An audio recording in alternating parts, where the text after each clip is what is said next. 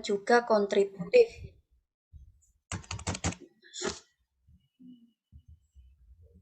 Aktivitas mengajar dosen luar biasa di Fakultas Bahasa Unisula periode 2012-2017. Ini ada fotonya. Menjadi Kepala Quran Learning Center QLC Unisula pada tahun 2018 sampai awal 2021. Delegasi Fakultas untuk Lomba Dosen Berprestasi pada tahun 2007 dan 2017 dan 2018. Sebagai Kepala Jurnal Al-Fikri 2018 sampai 2020. Kemudian ada lagi narasumber di radio RRI pada program Hidayah Ilmu RRI gelombang 89 PM selama tahun 2014 sampai 2018. Menjadi narasumber juga di TVku Semarang dalam program Klinik Sakinah mengenai tentang pendidikan anak dan keluarga 2 kali seminggu selama 2014. Hebat sekali beliau. Sebagai narasumber di TVku juga kurikulum pendidikan anak sesuai sunnah.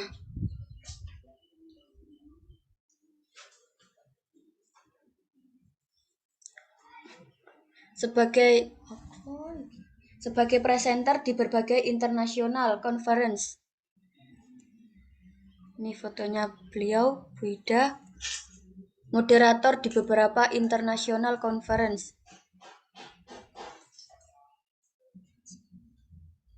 Sebagai narasumber dalam berbagai seminar. Bisa dilihat. Sebagai fasilitator, sebagai juri utama, Putri Muslimah Indonesia di Indosiar. Sebagai juri dalam berbagai lomba, antara lain lomba pidato bahasa Inggris pada tahun 2015, kemudian lomba debat bahasa Inggris 2016, lomba kreativitas media pembelajaran 2017, lomba penulisan karya ilmiah tingkat SLTA Jateng diselenggarakan oleh BEM FAI. Kemudian juga ada lomba dai nasional oleh JGH Unisula. Ini juga ada beliau penggerak komunitas para dosen pecinta bahasa Inggris ILC. Penulis di media massa mengenai gugatan arti keteladanan wacana Suara Merdeka pada 27 Februari 2014. Memutus rantai bullying wacana Suara Merdeka edisi 15 Agustus 2015. Beliau juga mempunyai karya-karya penelitian yang sangat banyak sekali. Yang pertama, implementasi manajemen sumber daya manusia di Darul Quran International Primary School, hubungan antara minat belajar, kecerdasan emosional, dan prestasi belajar mahasiswa FAI jurusan tarbiyah. Kemudian ada efikasi remaja dalam pengambilan keputusan karir kelompok pendanaan dikti. Ini juga jurnalnya, publikasi jurnalnya beliau. Mungkin sekian dari CV beliau, sangat menarik, sangat hebat sekali, istimewa sekali beliau. Salah satu dosen FAI. Kurang lebihnya mohon maaf. Selanjutnya waktu dan tempat saya persilakan kepada beliau, Bu Ida, untuk memaparkan materi. Baik, terima kasih sekali untuk moderator yang ini sudah semester akhir ya. Semester berapa? Tapi kok masih imut ya. Mana ini pesertanya ini? Baik, bisa langsung ya saya mulai. Sebelumnya, Assalamualaikum warahmatullahi wabarakatuh. Waalaikumsalam warahmatullahi wabarakatuh. Ya. Apa kabar semuanya? Baik ya? Alhamdulillah ini peserta panitianya adalah peserta KKN yang tentu luar biasa, mahasiswa-mahasiswi yang saya banggakan, dan juga Bapak Ibu berapa ini kalau Bapak Ibu pesertanya berapa Mbak dari dari yang KKN sendiri, Bapak Ibu penduduk di tempat KKN-nya ya. Ada berapa? Ya, alhamdulillah ya. Kalau ada Alhamdulillah. yang sudah bisa hadir, alhamdulillah. Nah, pada kesempatan yang luar biasa ini, saya di sela-sela kesibukan mengambil kuliah doktor dan mengajar serta penelitian dan pengabdian, diminta oleh Mas Anam ya, Mas Anam untuk berbagi ilmu tentang kekerasan rumah tangga gitu ya. Tentang bagaimana sih kekerasan rumah tangga itu pengaruhnya terhadap anak, mental anak dan pendidikan anak. Jadi kebetulan saya dosen tetap di Fakultas Agama Islam Unisula yang sudah sekitar 10 tahun mengajar psikologi perkembangan ya. Psikologi perkembangan itu salah satunya adalah bagian bab tentang perkembangan mental anak. Begitu. Jadi sebelum berbagi tentang itu, mungkin teman-teman mahasiswa yang dari kelompok ini atau kelompok lain yang ikut dalam seminar kali ini, juga ada ibu bapak penduduk ya dari tempat KKN-nya, biar kita itu rileks karena informasi itu kan akan mudah sekali dicerna kalau kita itu rileks gitu ya. Bahkan kalau kita senang, kalau hati kita senang ya, kalau kita fun itu informasinya akan mudah sekali untuk bisa diserap dengan baik begitu. Nah, untuk bisa rileks berdasarkan riset. Nah, riset dan ini ya, dari riset yang ada dalam bidang psikologi, kalau kita ingin rileks, coba tirukan saya ya. Jadi kalau kepingin rileks itu 5 detik ya, tarik nafas dalam 1 2 3 4 5, tahan 5 detik. 1 2 3 4 5, lepas pelan-pelan 5 detik. 1 2 3 4 5. Nah, itu sampai 5 kali. Gitu ya. Jadi itu tadi baru penjelasan. Coba sekarang 5 kali ya, biar rileks, biar ketegangan karena beban tanggung jawab, karena apapun itu, biar bisa loose, bisa hilang gitu ya. Nah, coba. Jadi ini karena pada tidak menghidupkan kamera ya, kalau bisa dihidupkan, minta tolong sebagian dihidupkan ya, supaya Ibu lebih semangat ini ngisinya ya. Oke, jadi tarik nafas panjang 5 detik. Tuh, 2, 3, 4, 5, tahan. 1, 2, 3, 4, 5, lepas. 1, 2, 3, 4, 5. Oke, yang kedua kali, tarik nafas panjang, bagus dengan astagfirullahaladzim ya, karena itu berdasarkan riset juga merilekskan. Kata-kata astagfirullah itu ya, itu ternyata bisa membuat rongga dada lebih luas. Coba tarik nafas ya, 5 detik. 1, 2, 3, 4, 5, tahan. 1, 2, 3, 4, 5, lepas 5 detik. 1, 2, 3, 4, 5. Oke, yang ketiga. 1, 2, 3, 4, 5, tahan. 1, 2, 3, 4, 5, lepas. 1, 2, 3, 4, 5. 2 kali lagi. Tarik nafas yang dalam. Astagfirullahaladzim. 1, 2, 3, 4, 5, tahan. 1, 2, 3, 4, 5, lepas. Ya, hitungan 5 ya, ngelepasnya. Sekali lagi, tarik nafas yang dalam. Syukur-syukur sambil istighfar ya. Astagfirullahaladzim. 1, 2, 3, 4, 5, tahan. 1, 2, 3, 4, 5, lepas. 1, 2, 3, 4, 5. Oke. Baik, gimana rasanya kalau tadi betul-betul mengikuti? Insya Allah harusnya lebih rileks ya. Baik, dalam kesempatan kali ini Ibu akan share tentang materi. Oh, saya belum dijadikan host. Tolong dijadikan host supaya bisa share ya. Jadi hari ini kita akan membahas tentang perkembangan mental anak, kemudian ya pendidikan anak, baru tentang kekerasan dalam rumah tangga itu apa sih gitu ya. Kita sering dengar, tapi benar nggak pemahaman kita? Baru sesudah itu apa pengaruhnya terhadap mental dan pendidikan anak, terutama pendidikan anak baik secara psikologis maupun Islam. Mana ini? Saya apa sudah bisa share? Coba ya. Oke, saya sudah dijadikan host. Belum bisa jadi host ini? Ya. Atau tidak perlu PPT kalian? Butuh PPT enggak? Kalau enggak juga enggak.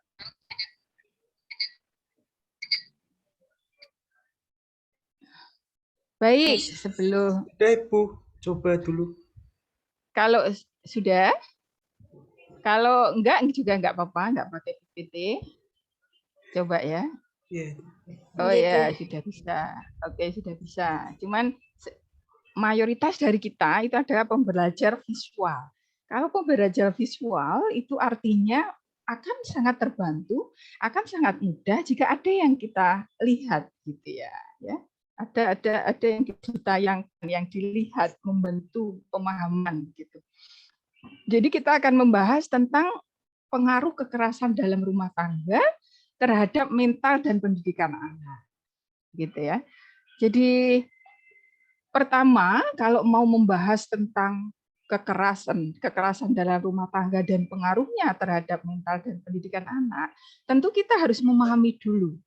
Sebenarnya batasan usia anak itu usia berapa? Gitu ya. Usia berapa toh? Jadi kita harus paham dulu ya, kapan usia awal anak-anak dan akhir anak-anak. Karena pengaruh itu ya berbeda antara terhadap anak-anak, nanti terhadap remaja, nanti terhadap dewasa itu berbeda. Karena saya diminta mengisi terhadap anak-anak, maka kita harus paham dulu yang dimaksud anak-anak ini, anak-anak usia berapa berdasarkan psikologi. Kemudian yang kedua adalah bagaimana perkembangan mental anak itu sendiri. Kita harus tahu mental anak itu perkembangannya seperti apa, gitu ya. Bagaimana anak itu belajar juga, karena nanti akan dikaitkan dengan pendidikannya.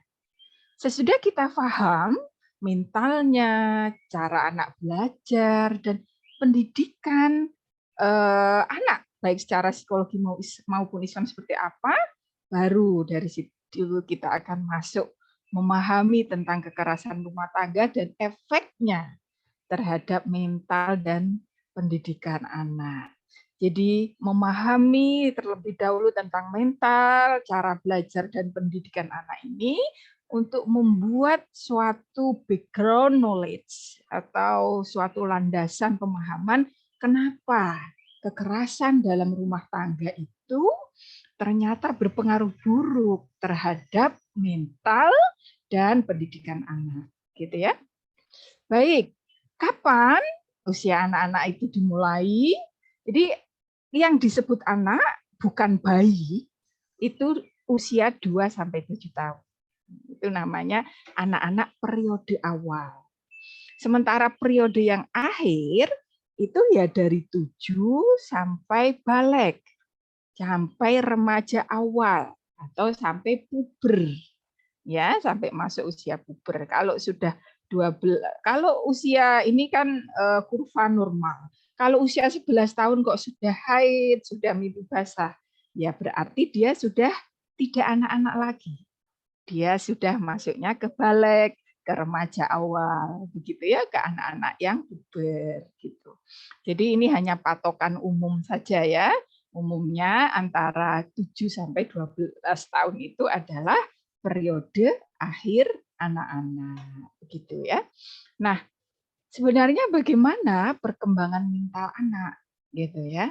Anak itu perkembangan mentalnya seperti apa? Ya, kita lihat ya. Kalau dari gambar ini kan anak-anak itu dibanding dengan remaja, dibanding dengan dewasa, dibanding dengan usia-usia lainnya, itu mudah sekali bahagia, ya, tanpa beban.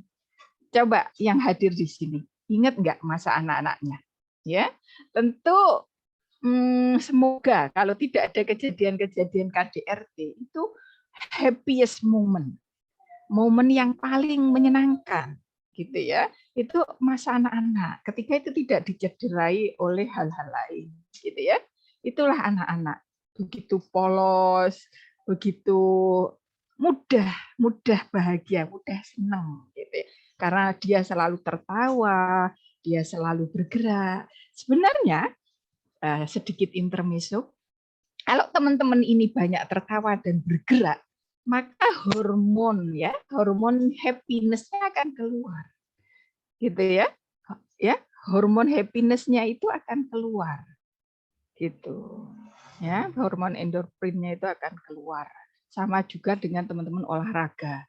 Jadi kalau ada masalah gitu, jangan makan terus. Nanti teman-teman bisa obesitas. Cobalah lari atau jalan kayak anak-anak, ketawa, ya, silaturahim dengan teman, tertawa, bergerak ke sana ke sini, nanti akan keluar hormon bahagianya, hormon endorfinnya, ya. Nah, ya, atau melatoninnya itu akan keluar. Kalau melatonin itu kalau lagi makan es krim itu happy, ya. Kenapa itu ibu hamil suka es krim? Baik, lanjut. Jadi seperti apa toh sebenarnya perkembangan yang namanya anak-anak itu seperti apa toh perkembangan mental anak itu? Jadi anak itu senang imitasi, tidak langsung. Ini anak-anak. Anak-anak itu senang masak-masakan, ya enggak?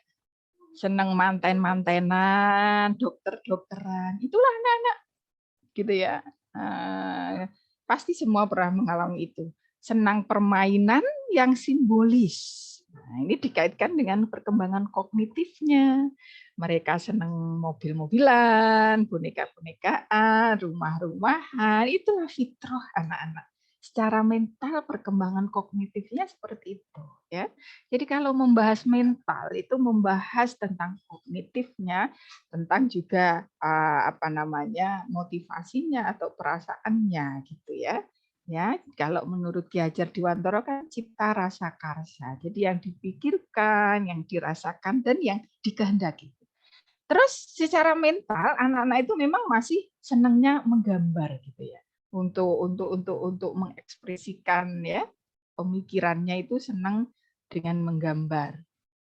Nah, tadi saya sampaikan, jadi mental anak-anak itu banyak belajar itu melalui bermain. Banyak belajar melalui bermain. Jadi mental anak akan sehat jika anak-anak itu senang dalam bermain. Mendapatkan waktu bermain yang cukup. Mendapatkan fasilitas permainan yang cukup. Itu anak-anak. Dari situlah anak-anak belajar, dari situlah pendidikan anak.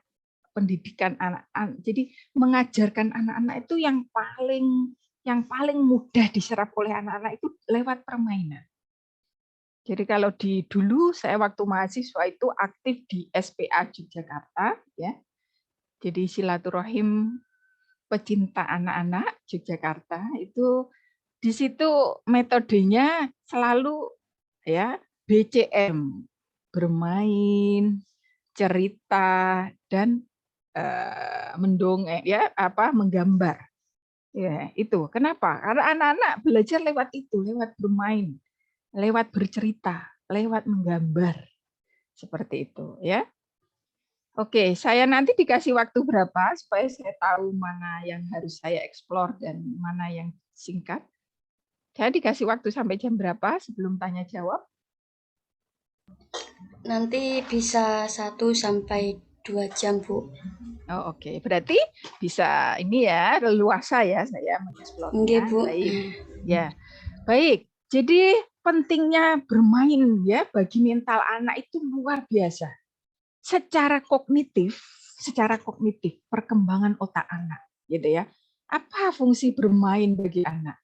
Jadi dengan bermain anak itu bisa bereksplorasi, gitu ya. bisa bereksplorasi dan menjelajah lingkungan itu dengan bermain seperti itu. Jadi dengan bermain itu anak-anak jadi cerdas. Kenapa cerdas? Karena otak-otaknya terhubung ketika dia bereksplorasi itu. Ya, ketika dia menjelajah lingkungan itu. Kalau pengen punya adik yang cerdas, teman-teman atau Bapak Ibu pengen punya anak yang cerdas, maka harus ini ya, harus sering diajak untuk keluar, untuk ini jalan-jalan, bereksplorasi dengan pengalaman-pengalaman baru, gitu ya, supaya otaknya itu cerdas, terhubung. Ini kan ada ribuan sel-sel otak, nah terhubung, begitu itu bisa cerdas. Kemudian dengan bermain itu bisa mempelajari objek, gitu ya. Objek dipelajari, oh mobil-mobilan ada, kalau mobil-mobilan itu berarti ada bannya gitu ya, ada roda atau bannya, ada rujinya, terus ada bagian penumpang, bagian sopir. Jadi seperti itu dia jadi belajar tentang objek yang itu adalah representasi dari objek yang sesungguhnya gitu. Kemudian dengan bermain itu bisa memecahkan masalah. Anak-anak itu terbiasa ya kalau bermain itu kadang pulang nangis, ya enggak masalah. Jangan terus, oh kalau gitu jangan main sama anak tetangga.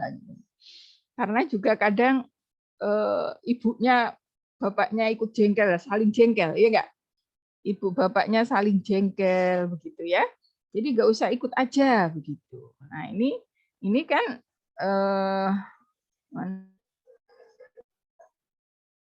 gambar saya enggak ada ya.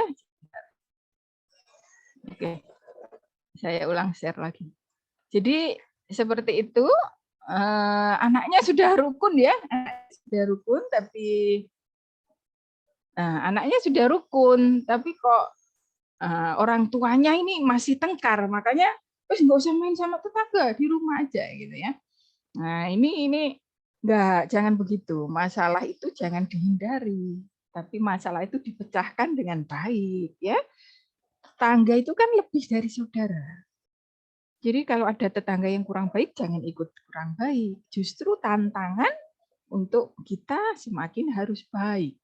Sehingga anak kita nyaman. Yang awalnya tetangganya mungkin nggak baik, jadi baik. Karena anak-anaknya bermain dengan anak-anak kita. Gitu ya. Jadi gitu. Mereka itu belajar memecahkan masalah dengan bermain. Jadi belajar mengatasi konflik. Ya enggak? Kan anak-anak kalau main bola atau main yang lain tuh kan mereka harus empati ya, harus mau gantian ya enggak, harus mau peduli, harus mau mengalah. Nah, itulah pentingnya bermain. Jadi anak terbiasa memecahkan masalah.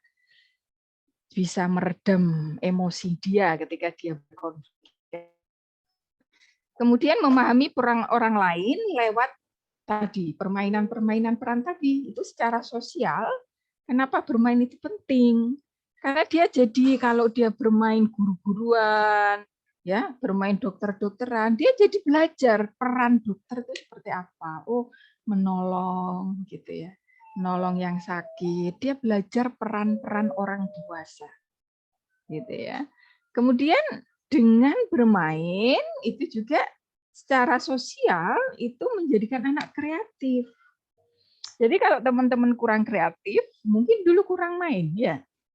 Kalau teman-teman nyanyi aja malu, mungkin dulu nggak PAUD atau TK. Gitu ya. Ya nggak apa-apa, nggak ada telatnya. Nggak ada telatnya itu artinya, iya Bu, saya dulu tidak PAUD, tidak TK, kurang bermain ya. Jadi saya kurang happy, kurang kreatif gitu ya. Enggak apa-apa. Sekarang berarti jangan cuman study oriented, tapi lakukan hobi-hobi yang menyenangkan gitu ya. Sehingga apa? Kenapa sih bermain, bereksplorasi ya, seperti traveling itu juga membuat kreatif tuh kenapa? Itu karena otak kanannya berkembang. Gitu. Kalau otak kiri kan terkait matematik, logika. Ya, kalau seni, emosi itu kan otak kanan, itu berkembang. Terus selanjutnya, kalau secara emosional apa itu manfaat dari bermain? Tadi sudah saya singgung juga ya, mengatasi konflik tadi. Ya, jadi kalau anak-anak bermain itu, ya tadi dia jadi tahu bagaimana meredakan konflik, ya, tahu menyembuhkan lukanya sendiri ya. Kadang bilang sama orang tuanya, wah itu nakal, orang tuanya yang kurang dewasa atau terlalu menyayangi anak yang tidak proporsional. Anak tangga yang tadi sama anaknya dimarahi, nanti orang tuanya ganti marah, itu sangat-sangat tidak sehat secara psikologis ya. Jangan begitu, biarkan anak nangis itu nggak apa-apa kalau menangisnya karena bermain sama teman. Dari situ dia akan luar biasa nanti ke depannya ketika dewasa. Ya kita cukup mendengarkan dan berempati saja. Kenapa kok nangis? Oh, tadi dipukul. Lah kenapa kok dipukul? Oh, gitu. Didengerin aja. Gitu. Nggak usah malah ikut emosi. Wah, ini anakku satu-satunya anak lanang. Wah, enggak perlu ya. Ditahan demi pendidikan. Jadi demi untuk bisa punya anak yang luar biasa itu biasanya memang diujinya ketika masa anak-anak. Kalau kita itu dengan berbagai tingkah anak kita tetap sabar. Karena ada tuh anak-anak yang luar biasa itu tidak manut aturan sukanya. Tidak suka disiplin. Orang tuanya udah berusaha, tapi memang ada anak-anak yang sangat menantang untuk dididik. Tidak mudah sama sekali untuk dididik. Nah, disitulah kalau kita tidak sabar, maka hasilnya akan sama dengan anak-anak yang terlahir dengan potensi biasa. Tapi kalau kita sabar dengan anak-anak yang tadi ya, susah didisiplinkan, susah diatur, kita sabar. Sabar, tetap berjuang ya semampunya sebaik mungkin, tapi kalau nggak berhasil mendisiplinkan, tetap sabar, nggak marah-marah, nggak apalagi sampai ke KDRT nyubit, dicubit, dijewer gitu ya, sampai trauma masa ketika dewasa, nggak seperti itu, tapi kita sabar, insya Allah nanti anak ini akan jadi anak yang luar biasa karena dia berbeda dari umumnya anak gitu. Jadi saya melihat begitu, ibu-ibu yang ketika masa anak-anaknya itu nggak terlalu sulit gitu ya dengan anaknya, itu biasanya nanti pas remajanya anaknya jadi sulit karena pas kecil terbiasa manut begitu. Cobaannya datangnya di pas anaknya remaja. Jadi hidup itu selalu ada cobaan. Kalau yang saya observasi begitu. Nah, tapi kalau anak-anaknya Masya Allah, gitu ya Allah, itu biasanya remaja sampai dewasanya udah enggak lagi. Kalau bisa sabar, tulus, mendoakan anak, menafkahi dengan nafkah yang halal, terus sabar mendidiknya. Ya sesekali emosi itu namanya manusia, apalagi misalkan ayah ibunya bekerja. Nah itu sesekali ada kata-kata kurang enak di telinga anak, yaitu wajar. Tapi tidak masalah. Dalam psikologi itu ada yang namanya brainwashing ya. Jadi kalau tadi udah terlanjur marahi anak, harusnya kan anak nggak dimarahi ya. Udah terlanjur apalagi sampai nyubit anak. Malam hari itu di brainwash.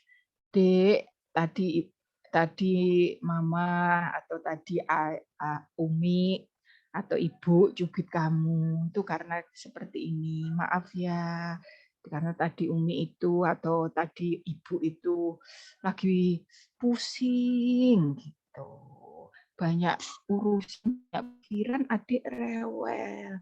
Maafin ya. Maafin Umi ya, Nak ya. Umi sebenarnya sayang itu karena keterbatasan Umi, sambil disebul-sebul, disolawati sebelum tidur. Jadi nggak masalah, karena kita itu memang lemah. Kita itu makhluk yang lemah. Sebanyak apapun ilmu kita selalu aja kurang dalam hal mendidik anak. Ya, seberapapun usia kita, sebanyak apapun anak kita itu selalu ilmunya kurang, harus terus mencari sampai anak kita betul-betul sudah dewasa pun terkadang kita masih harus mencari ilmu penting, ilmu mendidik anak. Salah satunya adalah ilmu psikologi ini. Ini adalah bagian dari parenting. Gitu ya. Jadi kalau yang teman-teman mahasiswa ya bersyukur ya kalau yang dari tarbiyah sudah menerima ilmu ini gitu. Baik, lanjut ya. Bagaimana anak itu belajar? Ini terutama kalau dalam hal, ini kan KDRT ya, berarti dalam hal sosial, dalam hal hubungan anak dengan keluarga, hubungan anak dengan saudara, dengan orang-orang yang ada terdekatnya. Ini bagaimana anak itu belajar. Jadi kalau untuk hal-hal yang terkait dengan sosial, anak itu belajar melalui modeling, yaitu melalui pengamatan. Pengamatan yang seperti apa? Yaitu pengamatan yang awal-awal tidak disadari, tapi terus menerus itu lekat pada dirinya. Jadi hati-hati sekali dengan anak-anak itu. Anak-anak itu cerdas ya, bahkan dia bisa merem tidur. Itu dia menyerap. Dia tahu itu, menyerap apa yang terjadi di lingkungannya. Jadi, anak tidur aman. Terus ibu bapaknya tengkar apa, itu menyerap. Jangan dikira enggak, itu terserap. Apalagi dalam kondisi bangun. Ya, dalam kondisi bangun, anak juga menyerap begitu. Jadi dari situ anak akan menirukan tingkah laku orang-orang yang ada di sekitarnya, yang dilihatnya. Baik dia sadar, sengaja ingin mencontoh, maupun tidak. Nah, ini yang bahaya adalah yang tidak ini loh. Dia sebenarnya pengennya baik, tapi orang-orang di sekitarnya nggak baik. Ya, orang-orang di sekitarnya itu nggak baik. Jadi bagaimana dia bisa baik? Ya, nah, karena dia melihat ayah ibunya bertengkar terus misalnya. Tapi ada itu Bu, ayah ibunya bertengkar terus anaknya bisa selamat, bisa jadi orang baik. Oh itu kurva abnormal. Mungkin dia punya idola di luar orang tuanya, entah gurunya, entah doa mbah-mbahnya. Tapi normalnya kalau ayah ibunya sering bertengkar dan sampai KDRT dengan kata-kata kasar, nggak hanya memukul loh KDRT itu, dengan kata-kata yang kasar, menyakitkan, saling menyerang ya, didengar oleh anak. Wah, itu anak belajar dari situ. Gitu ya. Jadi anak itu belajar dari situ. Perilaku orang-orang dewasa di sekitarnya, orang tuanya terutama, tapi juga bisa kakaknya. Kalian yang KKN ini kakaknya, tantenya, budenya, orang di sekitarnya. Gitu ya. Nah, bagaimana sebenarnya proses belajar itu terjadi? Itu melalui 4 tahap. Pertama, anak itu mengamati. Baik langsung sadar, tidak sadar, dia melihat. Gitu ya. Nah, sesudah melihat, itu akan disimpan di dalam long term memorinya, di dalam otaknya, di dalam kognisinya. Ya, disimpan, retensi ini disimpan dalam memorinya. Nah, sesudah itu anak akan meniru, reproduksi motor itu meniru. Apa yang disimpan ini akan dia keluarkan, dia tirukan. Gitu. Maka hati-hati sekali. Ya, anak adalah pembelajar ulung. Kalau dalam hal belajar sosial, mudah menirukan sikap dan perilaku orang-orang di sekitarnya. Nah, tapi kabar bahagianya adalah ada reinforcement. Reinforcement itu apa? Kadang di dalam keluarga itu keluarganya baik saja. Di sekolah nemu temennya yang dari keluarga nggak baik-baik. Sehingga terus dapat kata-kata kotor, ya, kata-kata yang kasar. Nggak apa-apa, karena nanti ada reinforcement. Di sini peran guru dan orang tua. Kalau guru dan orang tua segera menegurnya. Kalau anak berbuat tidak baik karena mengamati dari lingkungannya, dari teman sebayanya. Kalau dalam rumah tangga berarti tidak sampai teman, tapi dari kakaknya, neneknya yang tinggal di rumah tangga itu, dari pembantu rumah tangga atau asistennya. Pokoknya dia mengamati di situ. Mengamati kalau KDRT, kekerasan dalam rumah tangga itu berarti itu kan khusus yang ada di rumah tangga itu. Kalau di situ ada neneknya ya neneknya, kakeknya gitu ya. Itu kalau dia melakukan hal buruk kok di reinforcement dengan hal yang mengiyakan. Oh, bagus ya. Oh, kamu keren ya ngomongnya ya. Tadi ngomong apa? Ngomong apa tadi? Oh, bagus. Kayak orang gede aja misalnya. Ya dia akan terus mengatakan hal-hal yang tidak bagus itu. Tapi kalau dia, astagfirullahaladzim adik, tadi ngomong apa? Ngomong apa? Kambing. Misalnya ngomong kebun binatang keluar gitu ya, misalkan guguk. Oh, tadi ngomong guguk ya, maksudnya yang kasar gitu ya. Astagfirullahaladzim, ya. Jangan ngomong seperti itu, Nak ya. Kata jangan ini pun dalam psikologis ini harus ditumpuk dengan kata positif. Jangan itu dihindari. Kalau terpaksa dikeluarkan karena itu penekanan, ya boleh, tapi ditumpuk positif. Jangan seperti itu tidak baik. Nah, jadi jangan berhenti, tidak boleh pada kata jangan. Kalau berhenti pada kata jangan, anak malah melakukan. Jangan nakal, nunan tambah nakal. Ya, jangan teriak-teriak, tambah teriak-teriak. Memang begitu kerja kognisi kita. Ya, jangan berisik, ya tambah berisik. Mahasiswa aja begitu. Kalau itu tidak hanya terjadi pada anak-anak. Siapapun kita, coba di forum kalau kalian ngajar yang tarbiyah ya. Ya, jangan ramai anak-anak, tambah rame. Tapi kalau kata positif tenang. Nah, kalau udah terlanjur ngomong tadi kata negatif, jangan segera tumpuk. Jangan rame, tenang ya. Gitu. Jadi kata-kata pun ternyata dahsyat juga ya. Gitu. Nah ini ada reinforcement ini yang menenangkan tuh di situ. Kenapa menenangkan? Karena reinforcement itu maksudnya apa yang dilakukan kalau positif kita motivasi untuk dia terus melakukan itu. Penguatan namanya. Tapi kalau dia itu melakukan hal negatif, kita sebagai orang-orang dewasa di sekitarnya, ayah ibunya atau nenek kakeknya atau tante omnya atau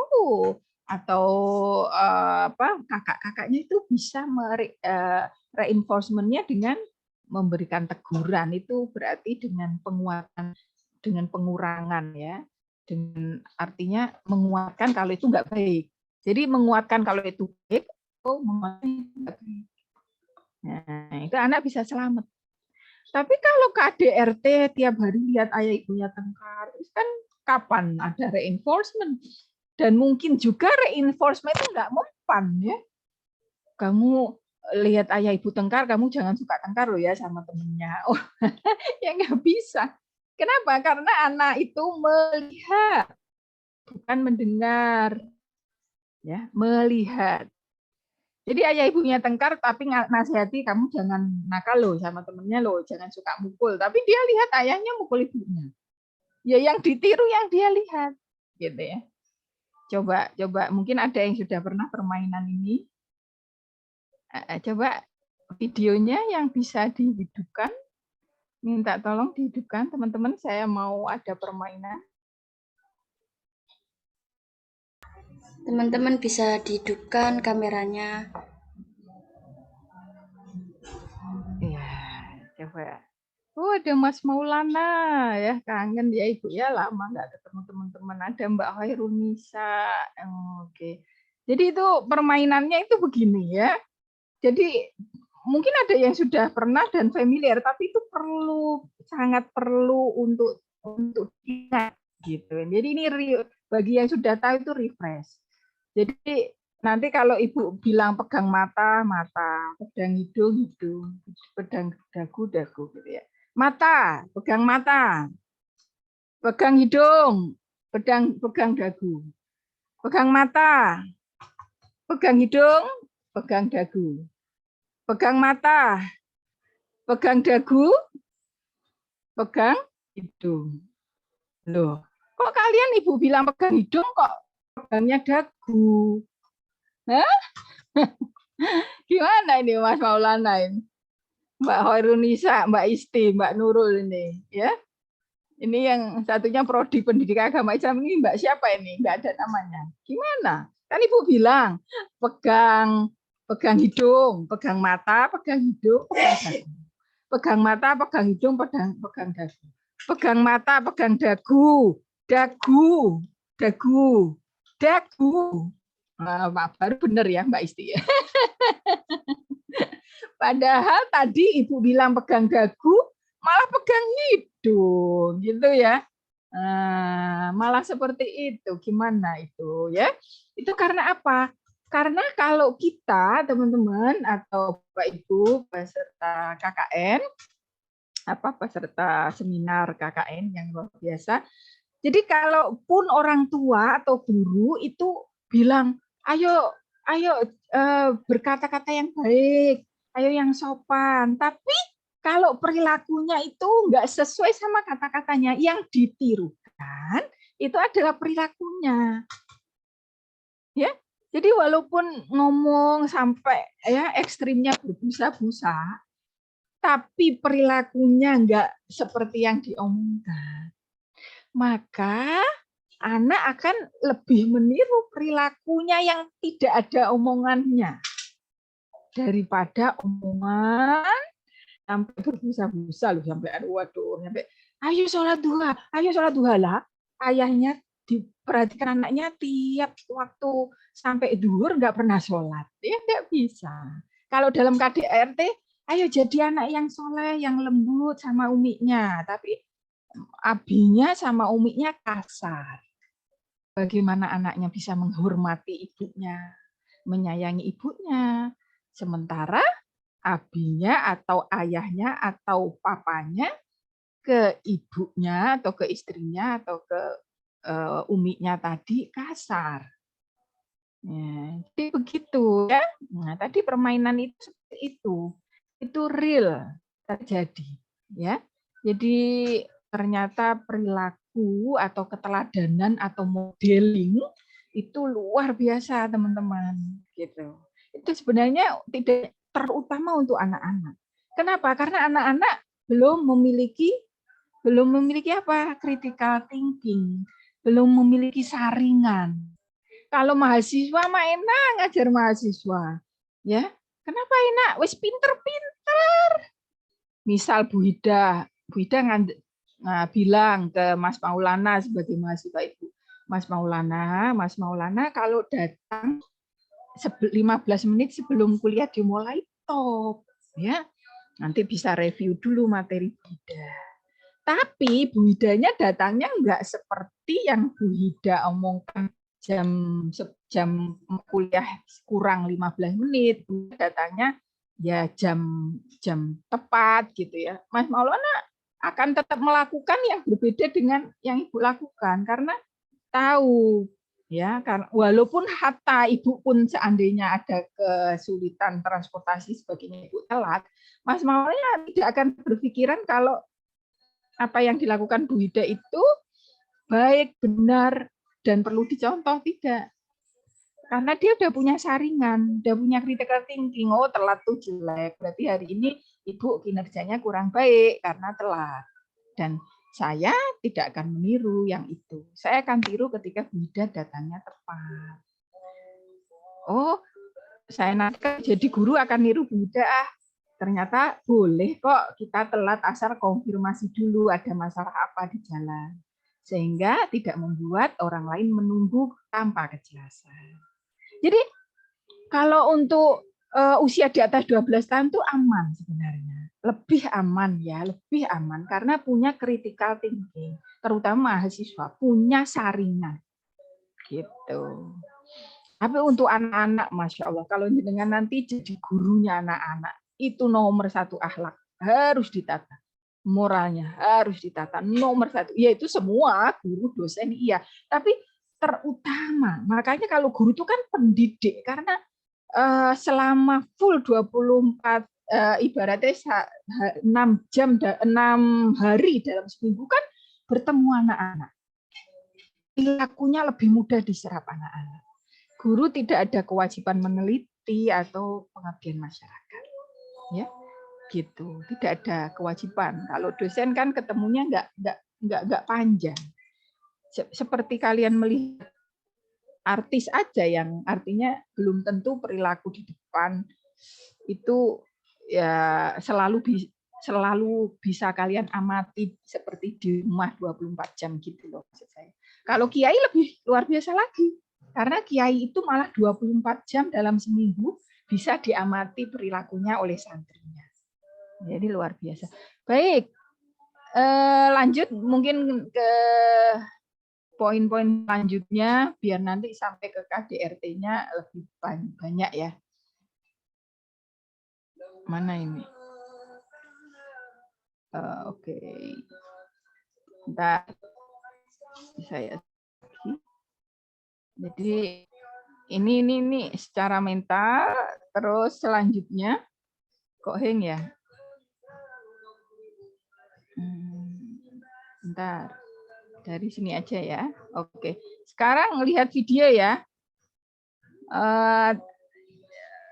Tapi karena saya lihat pesertanya banyak teman-teman mungkin sudah pernah ya lihat video itu, tapi siapa tahu ada beberapa yang peserta KKN lain ya, Bapak Ibu. Bisa disaksikan? Apa bisa disaksikan, Mbak Nisa? Bisa, Bu. Ya, ini pendek sekali, hanya 1 menit ya.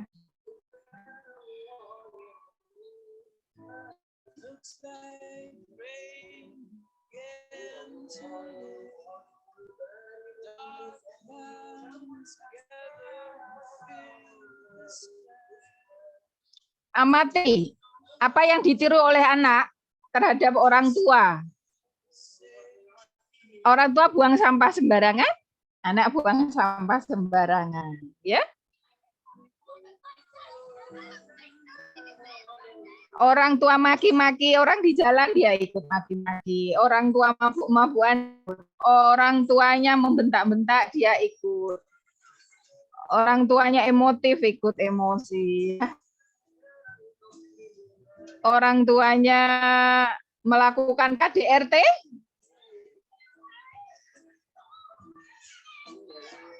dia ikut KDRT. Dia lihat ayahnya mukul ibunya, maka dia jadi mukul. Jadi ikut-ikut mukul ibunya. Jadi maaf ya, kurang ajar sama ibunya karena lihat ayahnya suka merendahkan dan memukul ibunya. Nah, ini KDRT itu ini, teman-teman. Jadi dari pertengkaran dahsyat orang tua gitu ya. Orang tua yang bertengkar begitu sampai emosi, mengeluarkan kata-kata yang tidak pantas, kata-kata kotor, kata-kata yang merendahkan, menjatuhkan, bahkan sampai memukul ya. Nah, ini masuk KDRT dan ini terserap oleh anak dan dengan mudah ditirukan oleh anak-anak yang belum memiliki critical thinking di bawah usia 12 tahun tadi. Gitu. Lihat ya. Nah. Anaknya ikut mukul ibunya loh. Ngeri nggak? Ngeri ya. Nah, lihat ayahnya sering mukul ibunya. Kalau dia mukul kakaknya masih biasa. Tapi dia ikut tidak menghargai ibunya. Dia ikut memukul ibunya. Dia ikut jadi tidak memuliakan ibunya, kurang menghargai ibunya. Itu yang mengerikan tuh di situ. Padahal surga di bawah telapak kaki ibu ya. Nah, gitu. Kenapa? Karena anak-anak itu melihat gitu. Nah, itu tadi malah bagus, malah nggak share ya sebentar. Sebentar yang terakhir ini malah bagus. Jadi di parkiran, oke, di parkiran dia nolong orang gitu ya. Di parkiran ayahnya nolong orang. Lihat. Nah, ayahnya nolong, maka anaknya ikut nolong ya. Oke, sekarang langsung ke KDRT atau bagaimana ya? Waktunya masih berapa? Langsung mawon, Bu. Waktunya masih berapa? Masih Sebelum tanya jawab masih berapa? 30 menit, Bu. Oke, berarti langsung ke KDRT ya. Yaitu intinya secara mental seperti itu. Nah, sekarang kita bahas ya tentang kekerasan dalam rumah tangga, gitu ya. Itu tadi mental anak ya. Kalau pendidikan anak intinya apa? Ya intinya anak itu ya dididik itu paling utama dengan modeling, dengan keteladanan, terutama terhadap pembelajaran atau pendidikan terhadap akhlak. Gitu. Itu. Jadi kalau kita kaitkan pengaruh, nah, ya, tema kita kan pengaruh kekerasan dalam rumah tangga terhadap mental dan pendidikan anak. Ya tadi secara mental anak-anak seperti itu. Bagaimana belajarnya? Ya secara mental anak belajar lewat tadi mengamati nomor satu. Kalau belajar sosial artinya belajar dari orang-orang di sekitarnya. Ya belajar nilai, etika, akhlak, moral gitu ya. Lah bagaimana pendidikan yang terbaik untuk anak? Sebenarnya juga untuk siapapun. Itu adalah dengan seperti yang dicontohkan Rasulullah, yaitu laqad kana fi Rasulillahi uswatun hasanah. Ya, kalau seperti teorinya Albert Bandura secara psikologis tadi adalah dengan modeling, mencontoh. Nah, sekarang kita bahas tentang KDRT ya. Apa sih yang namanya KDRT itu? Jadi yang namanya KDRT atau kekerasan dalam rumah tangga, kita lihat ya. Nah, apa itu kekerasan dalam rumah tangga? Jadi kalau kita lihat kekerasan dalam rumah tangga itu udah besar apa belum ini? Nah, kekerasan dalam rumah tangga itu adalah kalau menurut undang-undang ya, ini undang-undang penghapusan kekerasan dalam rumah tangga. Jadi kekerasan rumah tangga itu harus dihapuskan. Apa pengertiannya kekerasan dalam rumah tangga?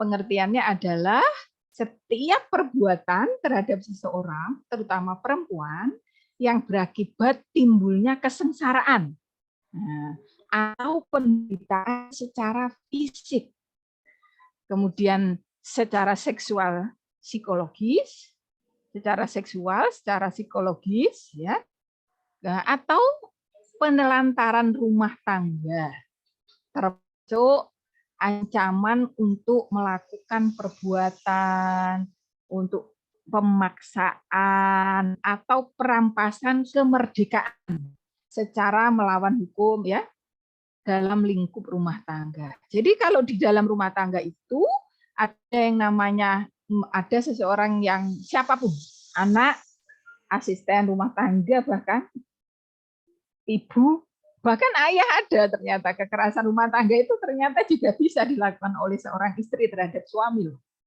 Cuman umumnya itu oleh suami terhadap istri.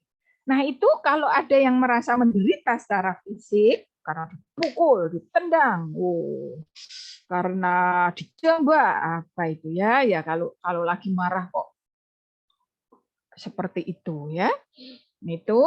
Itu namanya berarti terjadi KDRT. Kalau ada yang secara seksual ya, misalkan ya pemaksaan secara seksual gitu ya. Nah, bahkan yang terbaru itu suami itu nggak boleh maksa istrinya. Makanya cari istri yang solihah, yang nggak usah dipaksa malah nawari suaminya. Terus yang secara psikologis, memang nggak mukul. Suami pada istri nggak mukul, tapi katanya menyakitkan, merendahkan, membuat istri minder. Hati-hati. Dia menderita secara psikologis, dihinalah keluarganya, dihinalah kakaknya, dihinalah dirinya. Atau sebaliknya, tapi ini jarang, istri ke suami seperti itu. Sampai suami-suami takut istri ada ya. Nah, itu namanya ada KDRT di situ. Ya. Gitu. Atau ada yang ditelantarkan, istri berbulan-bulan ditinggal tanpa dikasih nafkah, tanpa dikasih kabar. Itu namanya KDRT loh itu. berat loh orang tanpa kabar. Ini suaminya kemana, meninggal atau bagaimana, nggak pernah ngasih kabar, apalagi ngasih nafkah. Nah itu juga KDRT itu bisa dihukum itu ya, bisa diajukan, maksudnya digugat secara hukum sebagai bukti perceraian, bisa diloloskan. Itu bisa, oke ya. Oke, selanjutnya. Nah, ini pengertiannya jadi udah paham ya teman-teman ya. Ternyata tidak hanya fisik tapi juga omongan ya, perkataan yang terus-menerus ya, ini dipendem ini sampai bisa meledak ya. Atau bahkan mendiamkan. Ya, mendiamkan pasangan tanpa sampai membuat pasangan linglung, ini mendiamkan berbulan-bulan misalnya kalau kita ya. Tapi ada itu sampai nggak tahu salahnya apa itu juga sudah masuk itu kekerasan dalam rumah tangga itu ya. Jangan begitu, dikomunikasikanlah yang baik ya. Memang tidak selalu mudah. Nah ini dia, ini adalah kekerasan dalam rumah tangga ya. Nah, jadi istri dimaki-maki di depan anak gitu ya. Diteriak-teriaki. Ya, ini bukan pertengkaran. Kalau pertengkaran itu lebih ke saling ya, saling.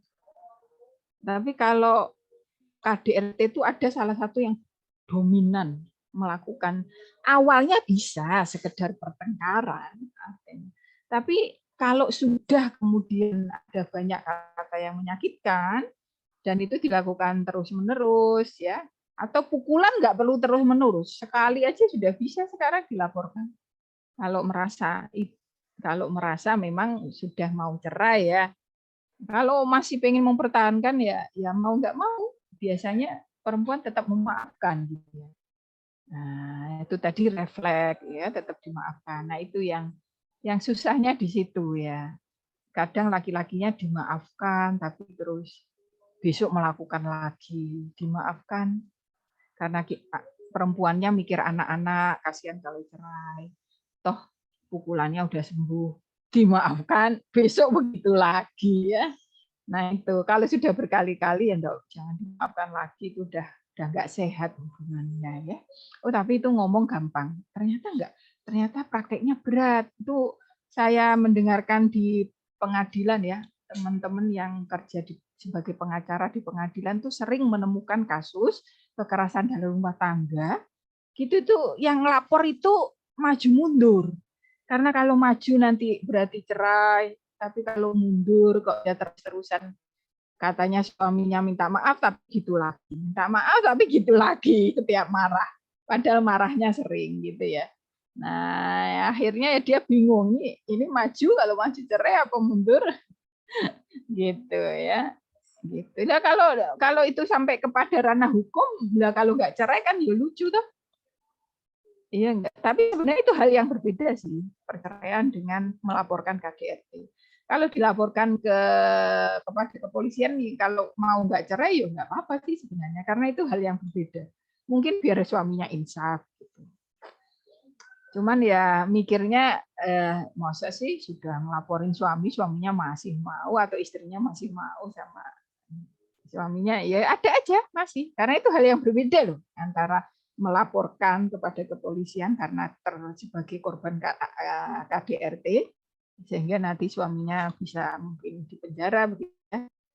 Tapi kalau suaminya sudah sadar bisa diterima lagi menjadi suaminya tanpa bercerai, itu ya juga ada. Karena itu hal yang berbeda antara perceraian dengan KDRT. Namun KDRT itu bisa dijadikan sebagai salah satu bukti bahwa rumah tangga ini bisa dibubarkan atau bisa bercerai. Kan orang bercerai itu nggak mudah, teman-teman.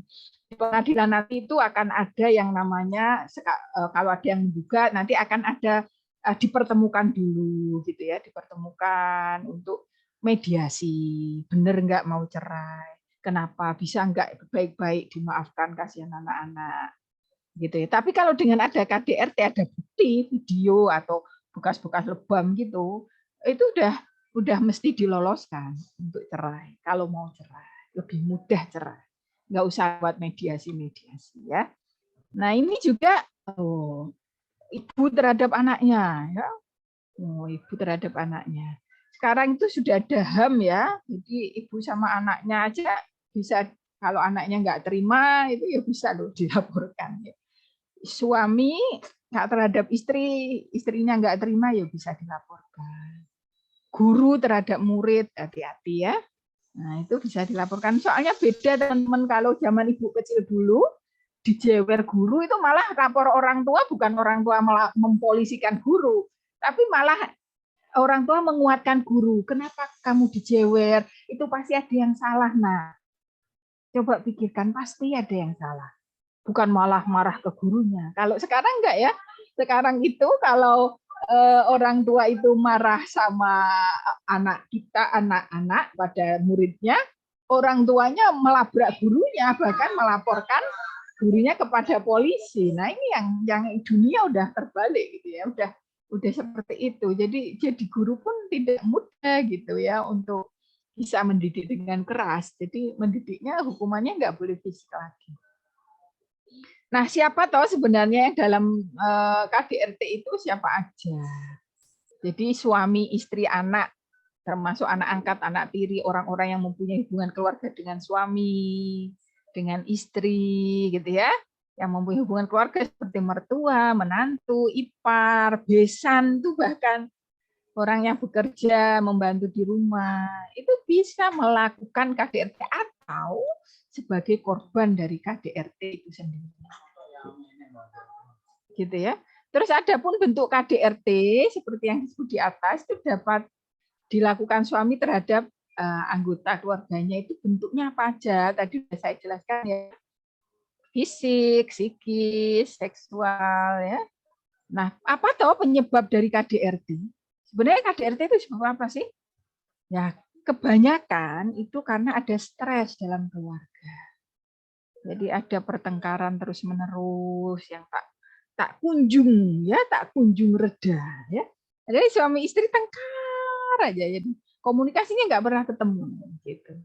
Ini ada stres dalam keluarga gitu ya. Nah, stres itu bisa sumbernya bisa dari anak itu sendiri, atau bisa dari suaminya yang membuat istrinya stres, atau istrinya yang buat suaminya stres, atau anak membuat orang tuanya stres, atau dari orang yang tinggal di dalam rumah itu yang ujung-ujungnya membuat stres, mungkin mertuanya, mungkin ayahnya, ayah mertua, atau yang tinggal di situ pokoknya, yang tinggal di dalam rumah itu, gitu ya. Nah ini kalau yang bersumber dari anak, teman-teman, yang bersumber dari anak itu misalkan, kenapa kok sampai ada KDRT? Mungkin ada anak ya yang kondisi fisik mentalnya itu berbeda, anak-anak yang butuh sekali perhatian khusus, membuat orang tuanya stres, anak-anak yang mungkin autis, anak-anak yang mungkin berkebutuhan khusus itu stresful kalau nggak kuat imannya, ya, nggak kuat imannya, nggak kuat kantongnya, stresful ya, merawatnya ya. Terus ada juga karena punya bayi balita yang beruntun tanpa diatur, capek ibunya. Ya, jadi kalau laki-laki pengen punya anak banyak ya kalau bisa didorong istrinya itu untuk mengatur selisihnya minimal 3 tahun lah, kalaupun enggak 5 tahun. Kalau yang dianjurkan pemerintah itu antara anak 1 dan kedua 5 tahun. Gitu ya, 5 tahun baru punya adik. Kalau beruntun apalagi kembar, itu bisa stressful, begadang terus. Akhirnya mudah sekali tersinggung, mudah sekali ada percekcokan, apalagi komunikasi nggak baik, gitu ya. Atau ada anak yang punya penyakit kronis tadi, itu melelahkan, ya. Atau yang bersumber dari suami atau istri, misalkan memang ada suami itu yang temperamen, neurosa, ya, artinya mudah, jadi sel-sel sarafnya ini mudah terganggu gitu loh, jadi mudah capek, mudah marah itu ada, gitu. Ya, istri yang mudah marah, mudah capek, karena neurosis tadi, gangguan jiwa, bukan berarti gila, enggak. Tapi ada sel sarafnya itu yang kayak orang itu kayak enggak normal gitu, kayak membuat dia merasa enggak nyaman gitu loh. Jadi mudah tersinggung, mudah marah, mudah sensitif, itu namanya neurosa ya. Bukan gila, bukan, tapi ada gangguan. Terus bisa juga orang tuanya dulu korban dari orang tuanya sendiri, dari nenek kakeknya. Nenek kakeknya kalau mendidik keras, disiplinnya terlalu. Nah, ya, kalau sedikit-sedikit salah dihukum. Nah, itu hati-hati. Terlalu disiplin itu bisa menyebabkan anak itu tertekan, ya.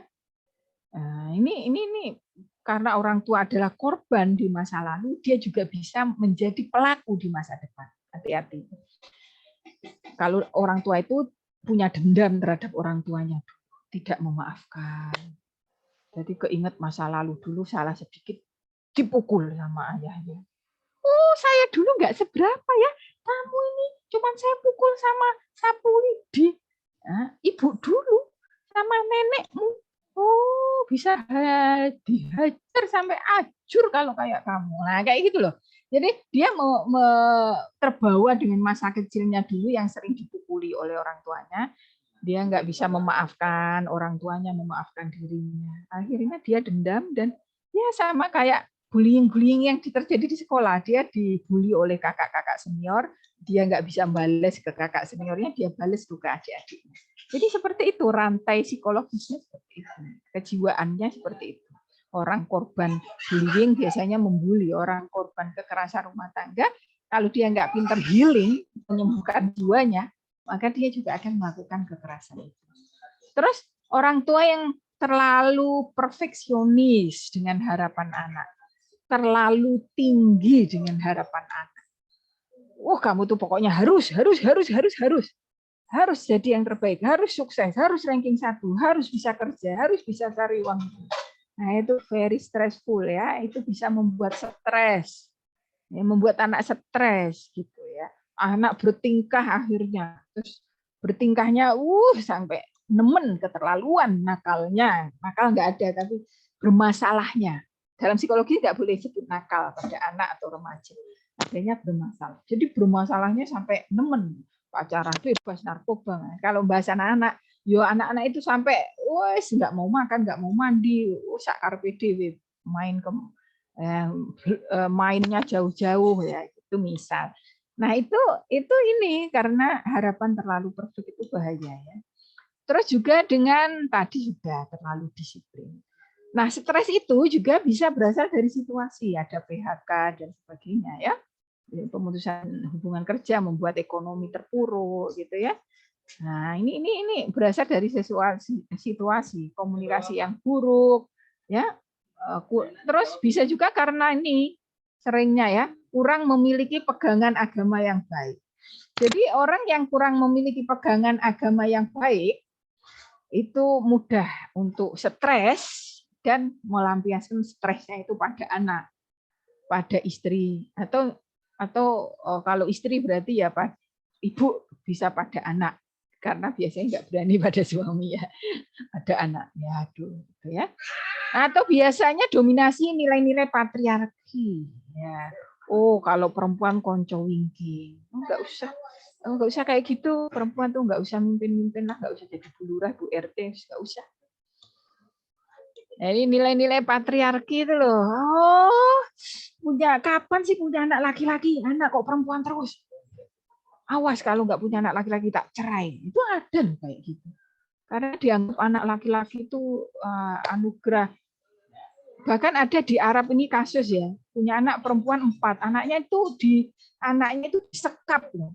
Raja Abdullah yang sudah meninggal itu ternyata sekarang terungkap fakta terbaru melakukan KDRT terhadap 4 putrinya. Anak-anaknya itu disekap, istrinya dicerai tanpa dikasih tahu, pokoknya dicerai. Tahu-tahu sudah ada surat cerai. Anak-anaknya 4 disekap. Kenapa disekap? Sebagai rasa jengkel, dendam pada istrinya yang nggak bisa ngasih anak laki-laki. Sampai seperti itu budaya patriarki di Arab tuh lebih ngeri. KDRT kalau yang melakukan adalah orang-orang yang seperti itu, yaitu kalian bisa lihat beritanya di YouTube ya. Itu ngeri. Ya, itu namanya nilai patriarki. Nah, dari mana nilai itu? ya melebih-lebihkan laki-laki dari perempuan itu. Ya, atau ya itu kadang dari salah memahami ajaran agama gitu, atau memahami gender yang salah, pemahaman gender yang salah. Laki-laki dianggap lebih dari perempuan, ya. Padahal banyak sekarang perempuan-perempuan yang hebat, ya, yang nggak kalah sama laki-laki, ya. Nah, ini juga sering ya, Anissa 3234, kalau ada perempuan yang khusus atau membangkang suami itu boleh dipukul. Padahal dalam Islam itu tafsir ini loh, penafsiran ini yang salah ini loh, yang sering jadi legitimasi kenapa laki-laki atau suami memukul istri itu merasa sah-sah saja, boleh-boleh saja asal untuk mendidik. Padahal yang dimaksud dalam Quran itu tafsirnya yang benar, pertama pisahkan tempat tidur, ya kan? Yang kalau nusus atau membangkang, yang membangkang pada suami untuk hal yang positif baik ya, membangkang pada suami disuruh sholat kok malah nonton TV sampai nggak sholat, itu kan tanggung jawab suami di akhirat berat. Maka suaminya marah. Nah, kalau suami marah itu pisah tempat tidur dulu. Baru dari situ, kalaupun masih nggak kapok, boleh dipukul, tapi ya nggak menyakitkan, ya. Misalkan ya mungkin pantatnya gitu. Kalau Nabi Ayub malah berjanji karena istrinya kan usus toh Nabi Ayub. Jadi ketika Nabi Ayub sakit parah, istrinya malah meninggalkannya. Nah, itu oleh Nabi Ayub itu dulu janji akan dipukul istrinya. Akhirnya cuma dipukul janjinya dipukul ratusan kali. Akhirnya karena rasa kasih sayang, ratusan kali itu dijadiin satu. Jadi satu kalinya itu satu lidi, berarti dijadikan satu bonggol lidi, dipukulkan sekali sudah sama dengan 100 kali. Nah, gitu. Jadi dalam Islam tuh nggak menyakiti. Buktinya yaitu Nabi Ayub aja yang sampai berjanji mau mukul istrinya ratusan kali aja dapat ilham dari Allah kalau cukup sekali.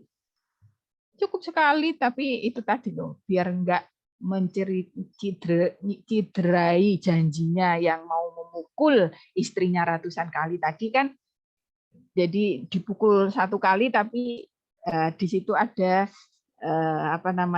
lidinya itu ratusan, jadi sama kayak dipukul, padahal kan jadinya nggak sakit kan. Terus ya tadi ya masalah tekanan ekonomi ya. Nah, ini kalau efeknya apa? Ini waktunya kurang 5 menit lagi. Apa sih pengaruhnya? Ini tadi stres sudah. Kalau stres sudah, sekarang pengaruh KDRT terhadap mental anak. Ya, terhadap mental anak ini ada stigma buruk, ada kecenderungan, ya, kecenderungan. Bentar ya.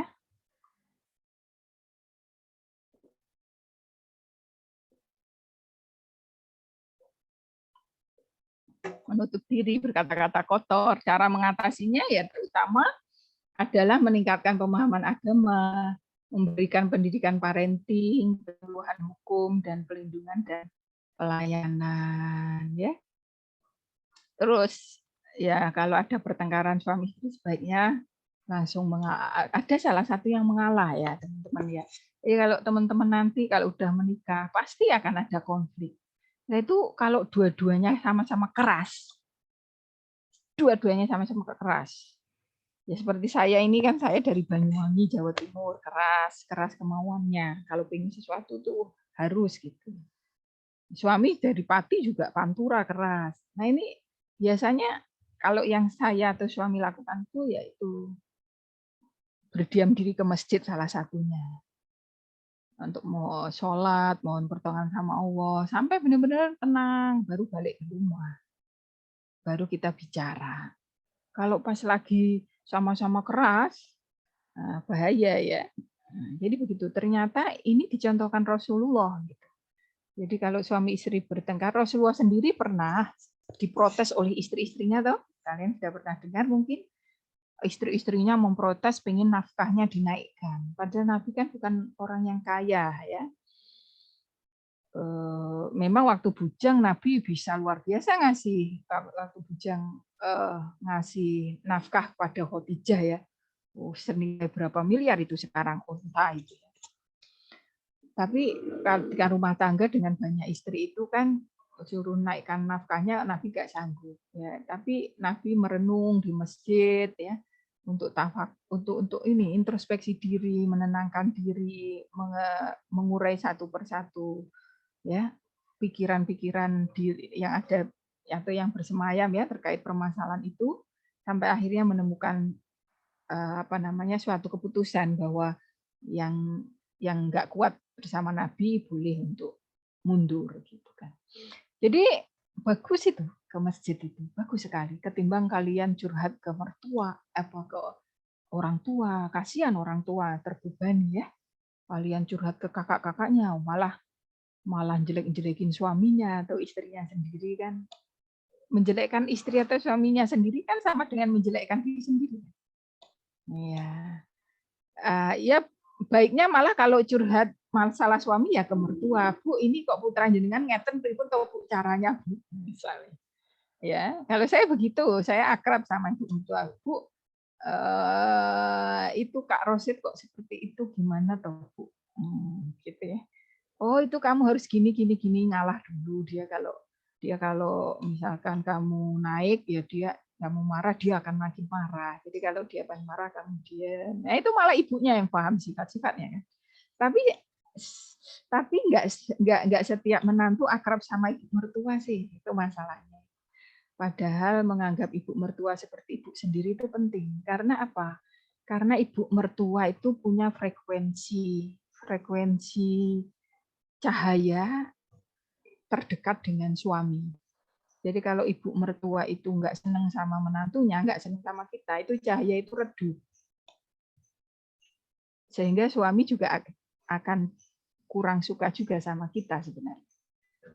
Tapi kalau kita sayang ke ibu atau bapak mertua kita, itu cahayanya akan cemerlang, akan panjang, akan nyorot panjang sampai senada dan seirama mencahayai kita. Artinya kalau cahaya itu panjang, frekuensinya bisa ngena ke suami, suami juga jadi sayang sama kita karena ayah ibu mertua kita sayang sama kita, kita sayang sama ayah ibu mertua kita. Jadi kalau teman-teman menginginkan rumah tangga yang sakinah, ya masing-masing harus menyayangi mertua seperti menyayangi ibunya sendiri. Menyayangi bapak mertua seperti bapak sendiri. Karena dengan begitu nanti tanpa sadar suami juga akan menyayangi kita lebih sayang pada kita. Nanti kalian kalau rumah tangga bisa ngerasain. Kalau kalian itu nggak rukun sama mertua, itu nanti kan sama suami juga akan ada jarak. Karena cahaya orang tua yang panjang jadi pendek tadi, tidak bisa nyampe ke kita menantunya gitu ya. Itu ilmu juga. Baik, cukup, terima kasih sharing dari saya termasuk tadi pribadi saya ya, supaya teman-teman lebih lebih ingat gitu, lebih bermakna ya. Kalau dari teori semua kan nggak menarik.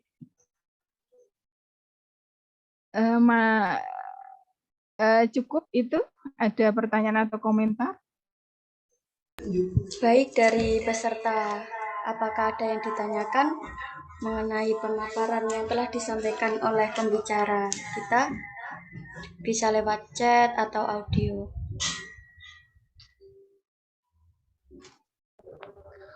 Saya Bu mau bertanya. Silahkan. Oke, silakan. Kalau kita sebagai kakak dalam menanggapi kita tidak terpengaruh sama kekerasan di rumah tangga itu gimana Ibu? Lindungi adik kita gitu Bu. Oh, iya. Ya, ada lagi yang lain atau cukup itu dulu? Bisa ditampung terlebih dahulu. Adakah yang mau ditanyakan lagi?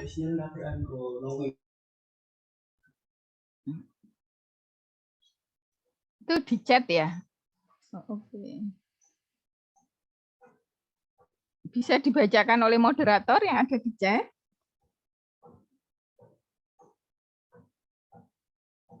Sebentar, Bu. Moderatornya Mbak siapa namanya? Mbak Sri Maimunah. Oke. Dari Alfiana Nurianti, Bu. Saya Alfiana Nurianti dari Unisula. Mohon maaf, izin bertanya, Bu. Bagaimana sih cara orang tua menyalurkan emosi yang baik kepada anak agar emosi tidak menimbulkan kekerasan?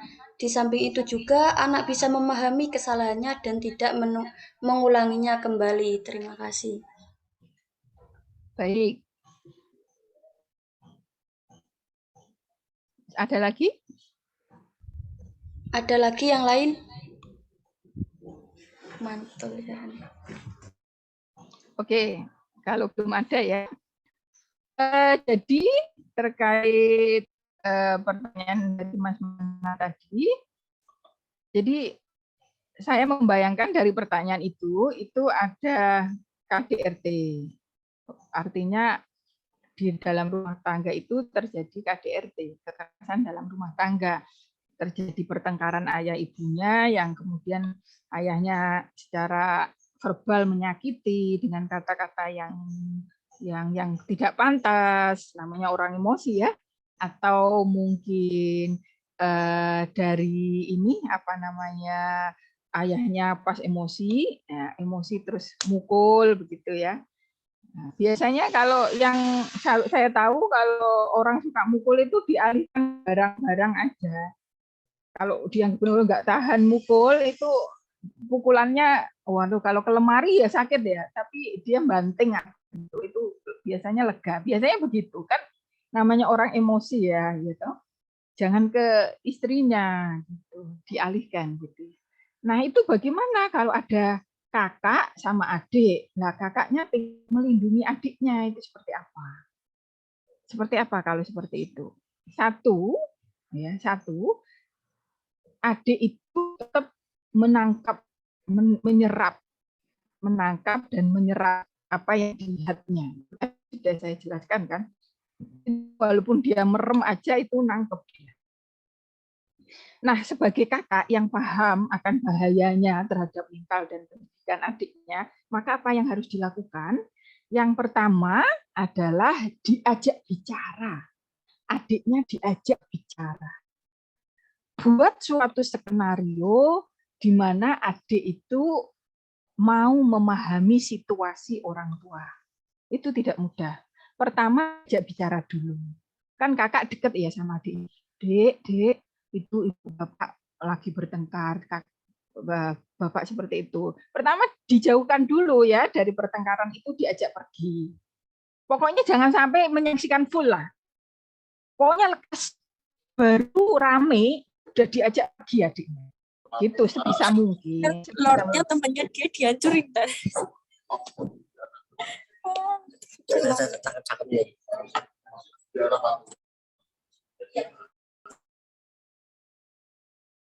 Baik, oh itu tadi ada iklan ya. Jadi kalau kakaknya hadir, selalu hadir, insya Allah kakaknya akan bisa menjadi penyelamat bagi mental adik. Pastikan kakak itu lebih banyak di rumah menemani adik, jangan malah kakaknya tadi malah melarikan diri, artinya malah terus sama teman-temannya menghindari keributan keributan di rumahnya, dia malah mencari bahagia sendiri. Tapi dia menemani adiknya. Dia pastikan setiap adik mau dengar pertengkaran, kan ada orang tua itu yang bertengkar ketika anak-anaknya masih melek ya, segera aja adik diajak pergi. Tapi udah tahu tadi, sedikit udah tahu, ya gimana lagi udah tahu. Dan mungkin juga kemungkinan ada satu momen atau suatu saat pertengkarannya malam sehingga sulit untuk keluar berdua dengan adik. Adik mau nggak mau sama kakak tetap ada di rumah. Kalau itu tidak bisa dilakukan dengan mengajak adiknya pergi keluar menjauh, maka yang dilakukan adalah diajak adik itu bicara. Jadi cari celah di mana adik itu mau paham sesuai dengan level kapasitasnya. Anak balita aja bisa kok diajak bicara. diajak bicara, oh itu tadi ayah lagi lelah banget. Nah, terus ibu nyuruh begini, jadinya mungkin ayah hilaf, ya nanti pasti ayah maafan kok ya. Gitu. Ya pokoknya dipahamkan, dibuat dia itu bisa menerima, memaafkan situasi itu. Itu ya, hanya itu yang bisa dilakukan. Terus diajak bicara. Kalau dia masih ngeyel ya pokoknya terus diajak bicara. Gitu. Nah, itu tidak mudahnya apa, Bu? Tidak mudahnya kakaknya sendiri, jiwanya harus kuat. Kalau kakaknya sendiri sudah terpuruk, kakaknya nggak akan sanggup ngomong sama adiknya bahwa orang tuanya akan baik-baik saja, bahwa yang dilihatnya tadi itu wajar, ya wajar terjadi dalam rumah tangga, ada cekcok tadi. Cuman bagusnya ya kita doain ayah itu bisa menyelesaikan masalahnya dengan baik. Makanya kamu terus doain ya Ibu ya. Umi Abi terus didoain ya, kamu jadi anak soleh ya, biar Umi Abi bisa terus rukun, kita bisa terus bersama. Gitu. Ya, tidak mudah ya Mas Maulana, itu aja ya. Selanjutnya, yang Alfiani tadi ya, cara orang tua menyalurkan emosi yang baik kepada anak, agar emosi yang menimbulkan kekerasan, ya emosi tadi tidak menimbulkan kekerasan. Ya, anak mau paham kesalahannya. Loh, orang tua toh ini. Bagaimana orang tua itu menyalurkan emosinya kalau lagi marah? Banyak cara toh ya. Salah satunya refreshing itu penting. Ini dibahas dari sisi psikologis dulu ya. Orang tua itu yang kalau lagi cuek, lagi marah, kalau secara psikologis itu lakukan dulu pengendapan emosi dulu ya, diendapkan dulu, diturunkan tensinya, ya, ditenangkan dulu. Kalau refresh atau refresh itu maksudnya bisa nggak langsung rekreasi ya, enggak, keluar ya, keluar seperti tadi, keluar kemana, ke masjid, itu refresh. Sholat, pas marah-marah sama suami pas waktu sholat duha, sholatlah duha di masjid. Ini kalau dalam perspektif Islam kan, tadi dalam perspektif psikologi refresh itu artinya menyegarkan diri. Ya nggak mungkin toh tiba-tiba otong-otong rekreasi tanpa planning, tanpa uang yang cukup kan. Maka refresh itu bermaknanya menghirup udara segar. Keluarlah, keluar, udah ditinggal aja, nggak usah dilayani.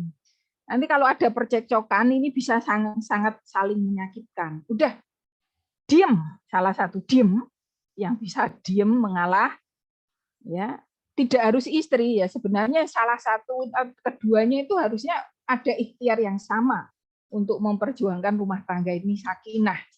Salah kalau itu hanya istri atau salah itu kalau hanya suami. Dua-duanya. Pokoknya selagi mampu ngalah, entah itu suami atau istri, mengalahlah, diam, kalau nggak kuat, pergi. Kalau nggak bisa mengalihkan pembicaraan, pergi aja. Tapi ingat, perginya jangan ke tetangga, malah cerita kejelekan suami, atau jangan malah ke saudara terdekatnya, malah cerita kejelekan suami, ke masjid. Kalau ini waktunya duha, ya sholat duha, zikir, baca Quran, sampai tenang. Sampai kira-kira nanti dapat omongan sejelek apapun dari suami, kuat. Balik. Kalau belum, jangan balik. Walaupun sampai maghrib. Ojo mulih. Itu tetap tempat teraman, masjid itu. Semoga aja kalau kita itu pinter relaksasinya, nggak sampai maghrib itu udah lega. Paling panjang itu asar ya. Kalau kamu marah pagi itu asar itu udah cukup. Udah ibadah berkali-kali, udah ngaji Quran, udah istighfar, udah layah-layah di masjid, sudah punya strategi lah, gitu ya. Baliklah ke rumah dengan rasa maaf. Kalaupun nggak salah sebenarnya baik istri tetap minta maaf. Bukan apa-apa, bukan gender, bukan apa, enggak.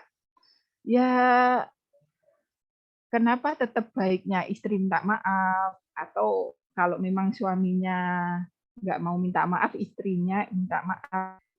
Ya, karena ibu lakukan, ibu merasa nggak salah pun ibu minta maaf, saya nggak tahu kenapa, tapi menurut Ibu yang minta maaf duluan itulah yang bagus. Walaupun dia nggak salah, karena untuk kebaikan. Ya dia tetap jelaskan. Sebenarnya tadi kenapa begini, tapi minta maaf dulu biar tenang. Kalaupun saya salah, saya merasa nggak salah. Tapi kalaupun ada salahnya, saya minta maaf. Ternyata kan nanti suami adem. Nah, pas adem itu baru kita ngomong, gitu ya. Tapi itu tidak mudah. Itu bisa dilakukan tuh sesudah usia matang rumah tangga. Usia pernikahan di atas 5 tahun. Kalau usia sebelum 5 tahun, wah,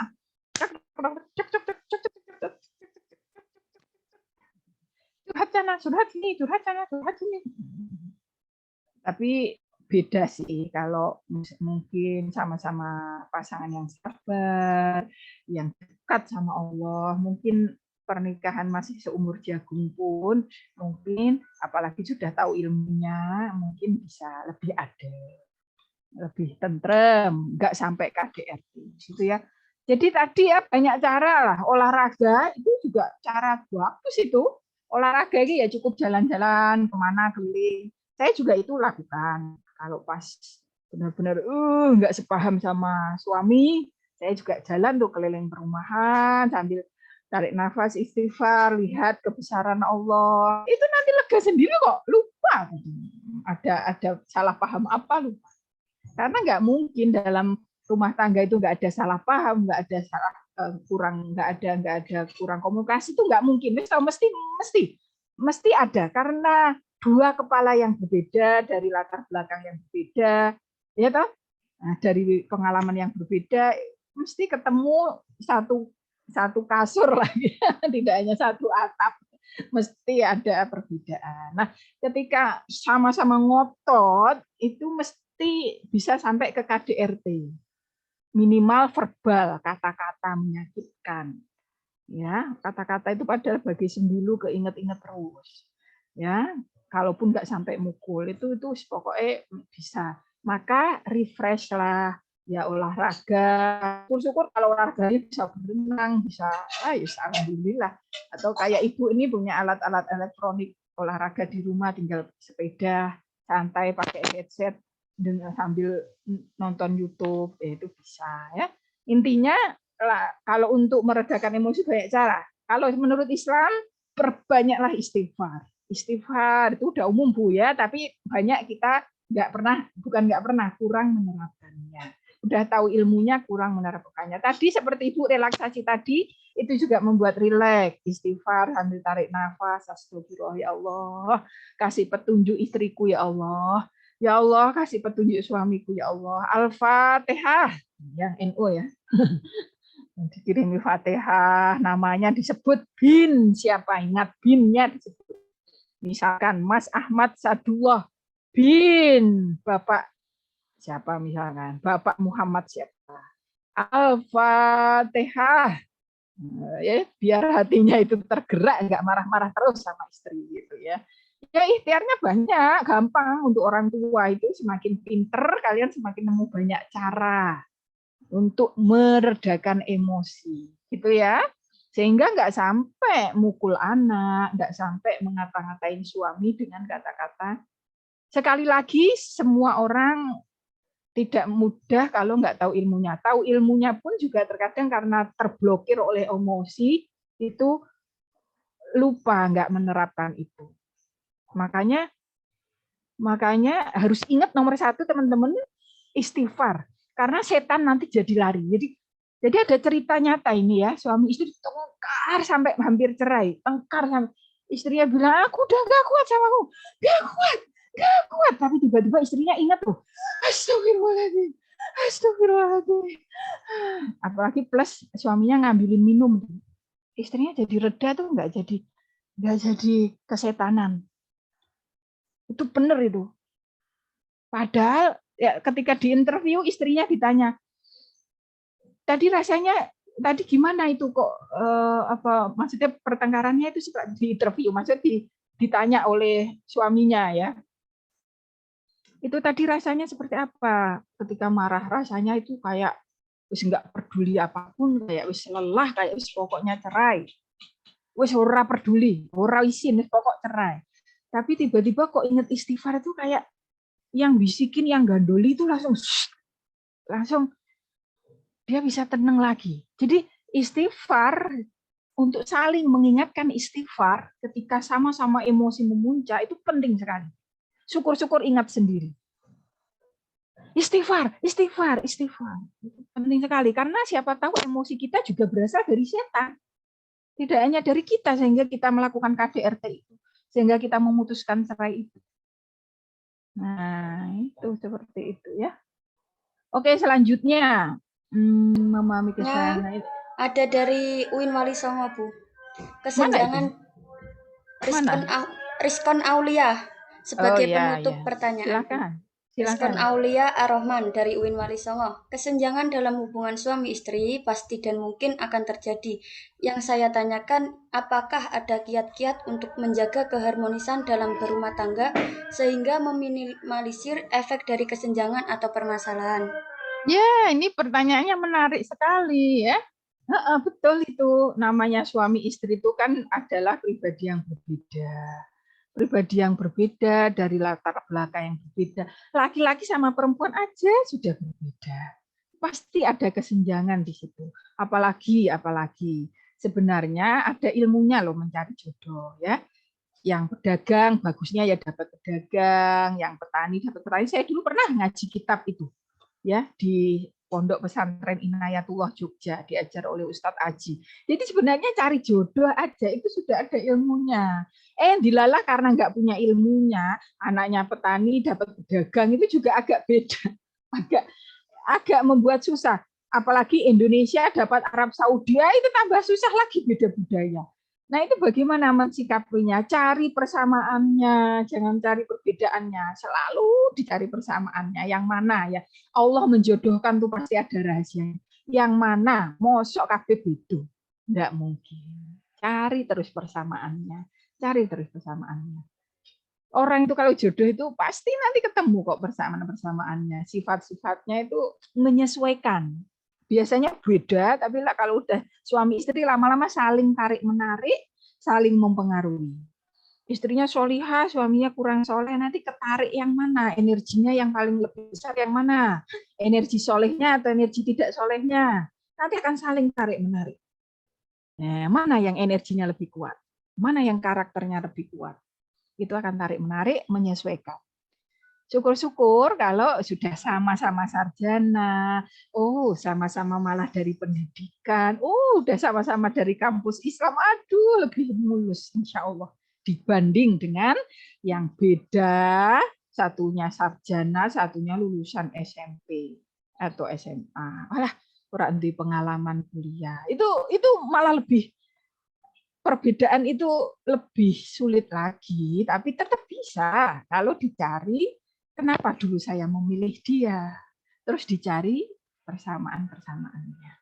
Ya karena waktunya singkat, maka jawaban saya ya yang singkat-singkat saja. Gitu ya, sudah cukup ya, sudah ada. Sudah cukup. Ibu, ada agenda lagi sesudah ini.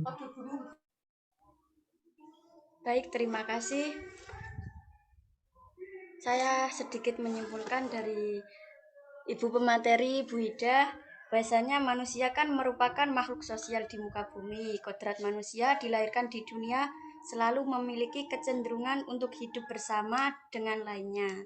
Dan hidup bersama di sini dimulai dengan adanya pernikahan untuk membina sebuah rumah tangga atau keluarga. Adapun dalam rumah tangga, terkadang kita melihat sekeliling adanya KDRT. Nah, itu bisa berupa fisik maupun psikis dan seksual, seperti menendang, kemudian memukul, dan lain-lain. Dan hal tersebut juga dapat mempengaruhi KDRT terhadap pendidikan karakter anak. Oleh karena itu, jika kita untuk mengeliminir dampak negatif kekerasan rumah tangga bagi anak itu dalam Dalam pendidikan karakter yakni memilih calon suami yang baik, terus memberikan keteladanan kepada anak dalam melakukan usia sejak dini, menghindarkan anak dari suasana KDRT.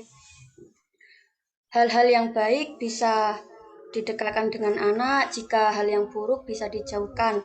Seperti dalam Al-Quran, laqad kana lakum min rasulillahi uswatun hasanah liman kana yarju ila akhirih, yang telah diterapkan dalam ayat suci Al-Quran, bahwasanya dalam membangun rumah tangga itu harus uswatun hasanah. Dan bagaimana cara membangun keluarga yang sakinah mawaddah warahmah, yakni kita bisa mencintai orang tua kita, bapak mertua, ibu mertua, selayaknya kita melakukannya sebagai ibu kita sendiri atau bapak kita sendiri. Mungkin sekian dari kami kelompok KKN 12. Kami mengucapkan terima kasih karena telah meluangkan waktunya, dan juga Ibu Ida sebagai pemateri telah ikut berpartisipasi dan juga meluangkan waktunya. Saya mohon maaf apabila ada kekurangan. Wabi taufik walhidayah waridho wal inayah wa muwafiq ila ahwami thoriq ihdinas siratal mustaqim. Assalamualaikum warahmatullahi wabarakatuh. Waalaikumsalam warahmatullahi wabarakatuh. Terima kasih. Izin live ya. Ya, sama-sama. Assalamualaikum warahmatullahi wabarakatuh.